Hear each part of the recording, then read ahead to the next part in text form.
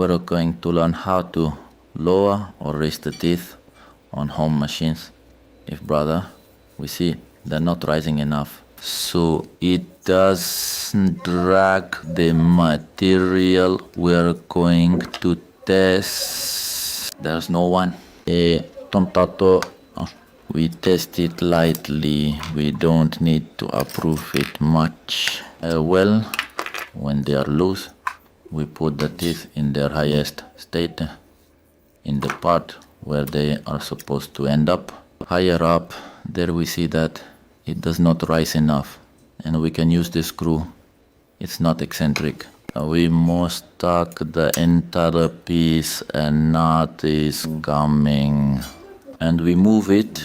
If we are going to check the teeth, we'll move them to the right. We see that when the eccentric being is moved, it shifts to one side, but we can see now the teeth. We see now how they went up after finishing that adjustment again without forgetting to tighten the screw. These screws on the top and then the one below when we read the right height for the teeth. And here we see the height, it's already good.